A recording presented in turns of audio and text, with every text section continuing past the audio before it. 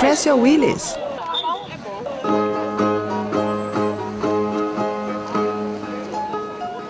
Five years ago, the World Bank predicted that Brazil would have 1,200,000 people infected with HIV/AIDS.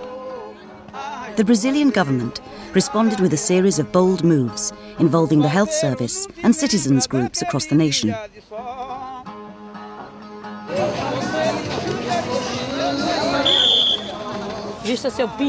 The number of HIV/AIDS carriers forecast for Brazil has been halved.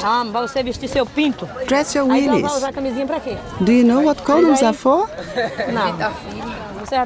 Are you having sex? Well, are you? No? Well, if you never use it, take this condom and practice on your own. So just how is Brazil succeeding in its war against AIDS? We've travelled to Recife, capital of the state of Pernambuco in the northeast of Brazil. It's one of the regions hardest hit by the AIDS epidemic. Most of the 600,000 people in Brazil carrying the HIV/AIDS virus don't know they've got it.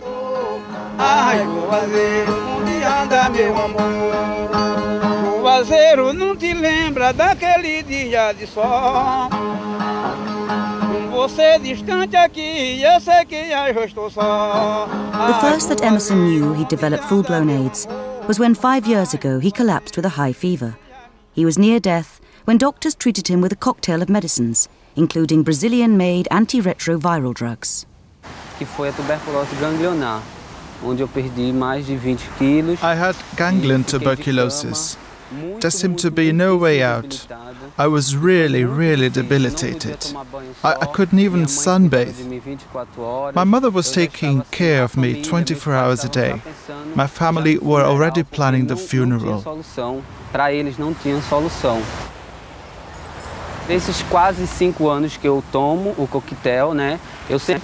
When I go to the pharmacy, I get the drugs for free. I've been taking the drug cocktail for 5 years without missing a single dose.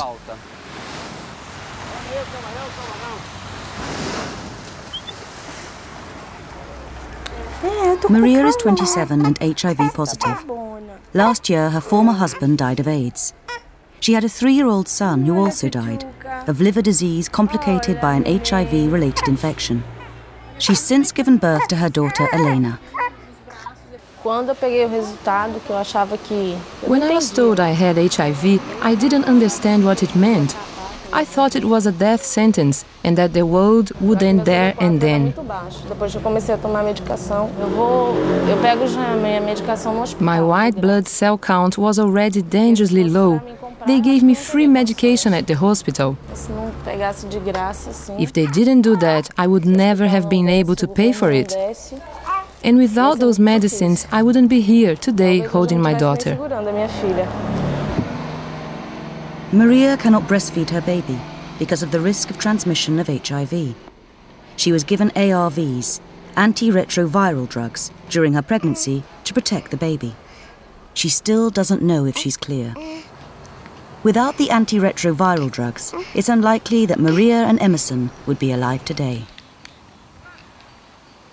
It helps not to think of these medicines as a drug cocktail. They are easier to take if you pretend they are beauty pills. Next to prevention, triple drug therapy is the best answer available at the present time to combat HIV/AIDS.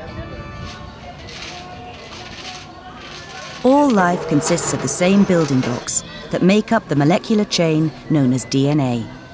What distinguishes one form of life from another is the code, or unique sequencing of building blocks in the DNA chain. Roughly speaking, HIV reproduces itself by invading the genetic material in the body's white blood cells and breaking it up. It then combines